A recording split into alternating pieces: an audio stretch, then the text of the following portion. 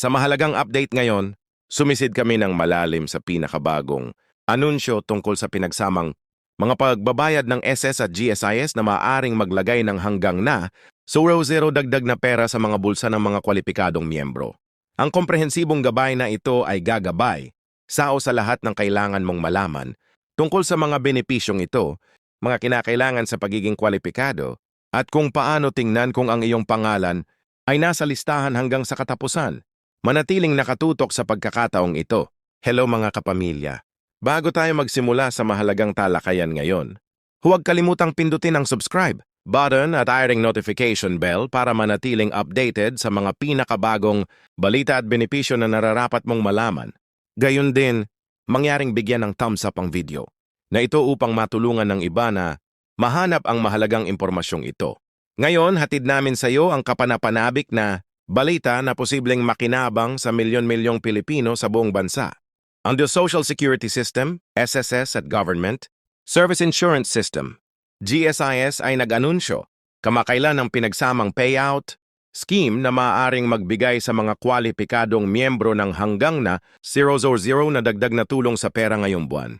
Ang hindi pa nagagawang hakbang na ito ay bahagi ng patuloy na pagsisikap ng gobyerno na magbigay ng pinansyal na suporta sa parehong mga empleyado ng pribadong sektor at mga manggagawa ng gobyerno sa mga mapanghamong panahon ng ekonomiya. Hayaan akong i-break itong makabuluhang development para sa iyo ng detalyado.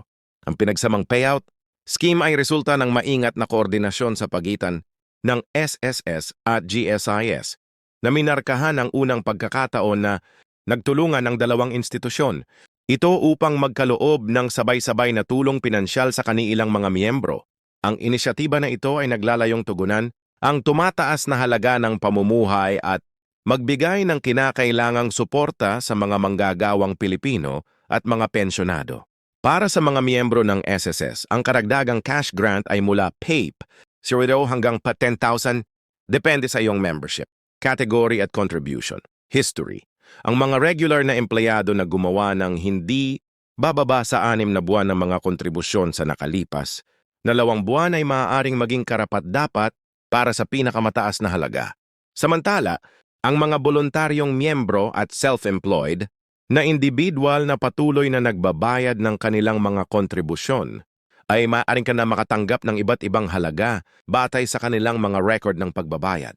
Sa panig ng GSEs, ang mga aktibong miyembro at pensioner ay maaaring makatanggap ng karagdagang tulong na pera mula 3,000 hanggang PH na 00. Ang halagang ito ay kinakalkula batay sa mga salik gaya ng haba ng serbisyo, kasaysayan ng kontribusyon at kasalukuyang katayuan sa sistem. Ang mga empleyado ng gobyerno na nasa serbisyo ng higit sa 5 taon ay maaaring maging karapat-dapat para sa mas mataas na dulo ng package ng tulong. Ang dahilan kung bakit particular na kapansin-pansin ang programang ito ay ang ilang mga individual na miyembro ng parehong SSS at GSIS ay maaaring maging karapat-dapat na makatanggap ng mga benepisyo mula sa parehong mga sistema na posibleng umabot sa maximum na pinagsamang halaga na PH na 0. Gayunpaman, mahalagang tandaan na ang mahigpit na proseso ng pag-verify ay inilalagay upang matiyak ang patas na pamamahagi ng mga benepisyong ito.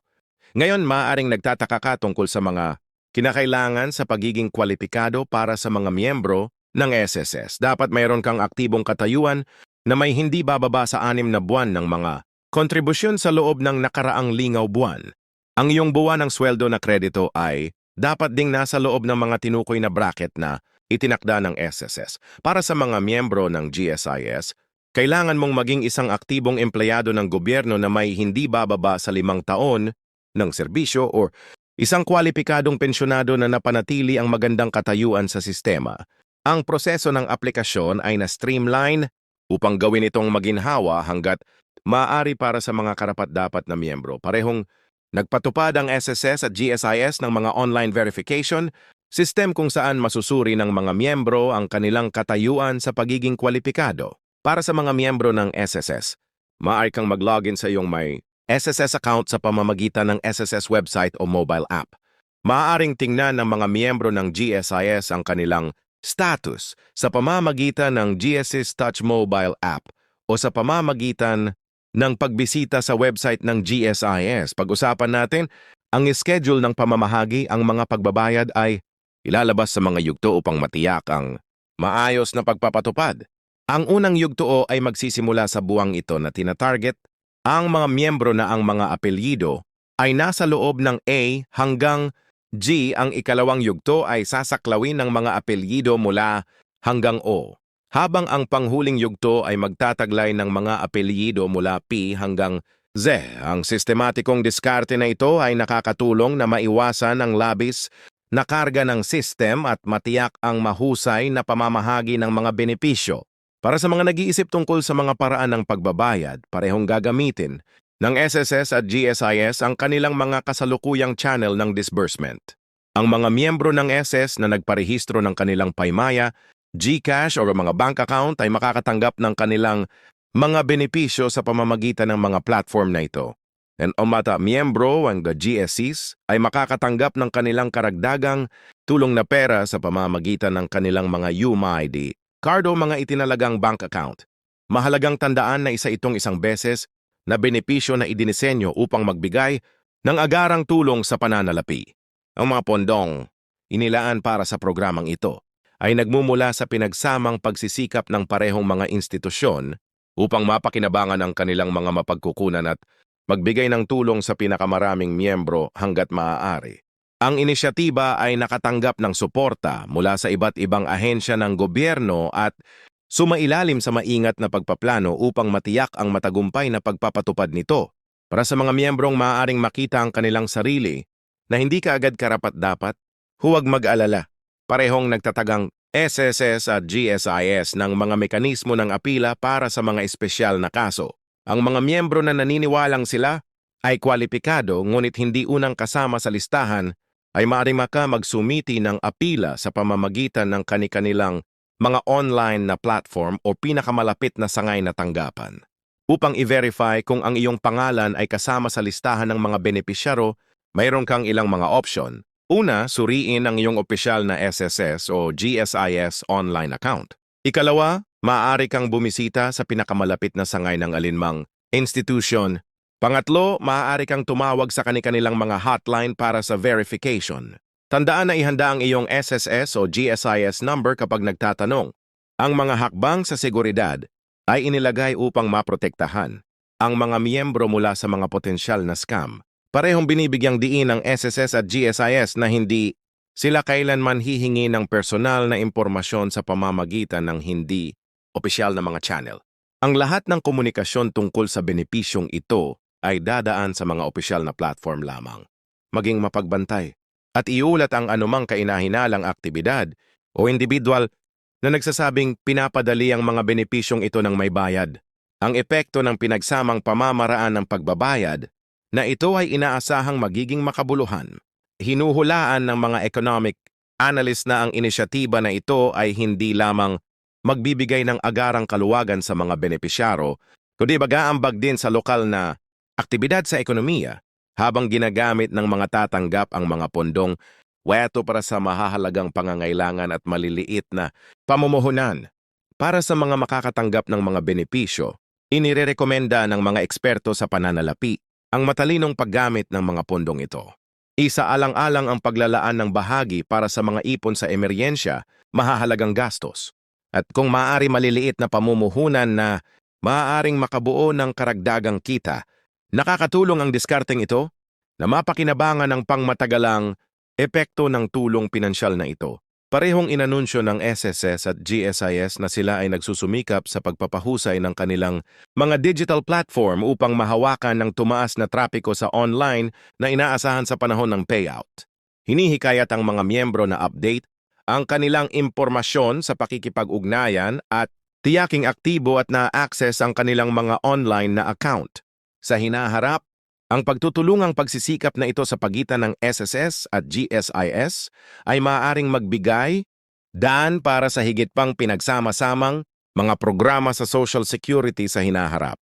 Ang tagumpay ng inisyatiba na ito ay maaaring magsilbing modelo para sa hinaharap na magkasanib na mga proyekto na naglalayong mapabuti ang paghahatid ng mga serbisyong panlipunan sa mga manggagawang Pilipino at mga pensyonado. Tandaan na ang benepisyong ito ay walang buwis at hindi makakaapekto sa iyong regular na pensyon o iba pang benepisyo mula sa alinman sa SSS o GSIS. Ang karagdagang tulong na pera ay sinadya upang madagdagan ang iyong mga kasalukuyang benepisyo at magbigay ng karagdagang suporta sa mga panahong ito. Bago natin tapusin ang video na ito, mabilis nating balikan ang mga pangunahing punto tungkol sa pinagsamang pamamaraan ng pagbabayad na ito. Ang halaga ng benepisyo ay mula PH, 0 hanggang PP1 na 0 or 0. Depende sa status ng iyong membership at pagiging kwalipikado. Ang pamamahagi ay gagawin sa mga yugto o batay sa mga apelyido at ang mga pagbabayad ay gagawin sa pamamagitan ng mga kasalukuyang disbursement channel. Ang pag-verify ay maaaring gawin sa pamamagitan ng mga online platform o sangay at ang mahigpit na mga hakbang sa seguridad ay inilalagay upang maprotektahan ang mga benepisyaro. Kung nakita mong kapakipakinabang impormasyong ito, mangyaring huwag kalimutang i-like ang video na ito at mag-subscribe sa aming channel. Pindutin ang notification bell para manatiling updated sa higit pang balita tungkol sa mga benepisyo ng gobyerno at mga programa sa tulong pinansyal. Ibahagi ang video na ito sa iyong pamilya at mga kaibigan na maaaring maging karapat-dapat para sa mga benepisyong ito. I-drop ang iyong mga tanong sa section ng mga komento sa ibaba at gagawin namin ang aming makakaya upang sagutin ang mga ito sa aming mga paparating na video. Tandaan na patuloy na suriin ang iyong SSS o GSIS account para sa mga update tungkol sa status ng iyong benepisyo. Thank you for watching mga kapamilya.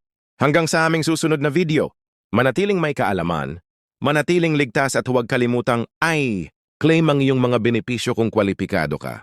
Maraming salamat po.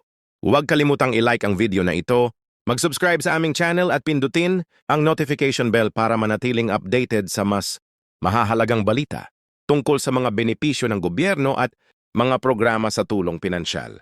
Ibahagi ang video na ito sa iyong pamilya at mga kaibigan na maaaring maging karapat-dapat para sa mga benepisyong ito. Magkita-kita tayo sa aming susunod na